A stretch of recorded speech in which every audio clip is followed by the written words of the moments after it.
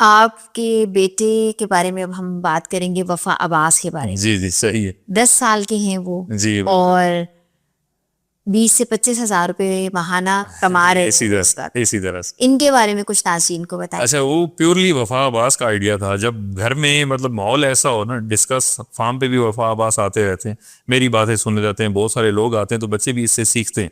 तो माहौल ही ऐसा डेवलप हो गया, उनके माइंड में हर वक्त यही होता है कि हम भी कोई कारोबार करें, स्टडी के साथ हम भी पैसा कमाएं। इवन उनको ज़रूरत अभी पैसे की नहीं है, बराबर माइंड सेट है। जैसे मैंने कहा ना, हम बच्चों को, हम लोग पले बड़े नौकरी वाले माइंड सेट के साथ, वो अब इस माइंड सेट के साथ अल्हम्दुलिल्लाह मेरी वजह से, या दोस्तों यारों जो लोग मुझसे अटैच हैं, वो बिजनेस माइंड सेट के साथ ग्रो हो रहे हैं। अच्छे स्कूल में माशाल्लाह पढ़ते हैं, काबिल हैं, मगर उनका ये माइंड सेट है कि काम होना चाहिए। अब वफा अब्बास कहता है कि मैं फार्म भी बनाऊं, मैं पोल्ट्री का भी काम करूं, मैं वेज, हमने लिमिटेड इस वजह से रखा हुआ, थोड़ी उसकी एजुकेशन ज़्यादा डिस्टर्ब ना हो।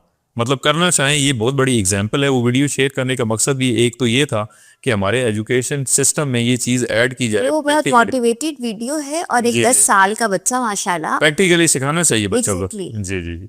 और वो अपनी अर्निंग भी कर रहा है, माशाल्लाह, बहुत अच्छा है। और वो सब्जियाँ जो हैं सब्जियां उगाते हैं। घर में उगा के, सेन में उगा के, वो हम ही को, अपनी अम्मी को और मुझे सेल करते हैं। भाई जितने किलो सब्जी, उस हिसाब से उसको मार्केटिंग का पता चल रहा है, मार्केट रेट का भी डेली का पता चल रहा है, उसको सेल का पता चल रहा है, उसको सब्जियां ग्रो करने का पता चल रहा है, उसको सब्जियों की डिजीज का भी पता चल रहा है।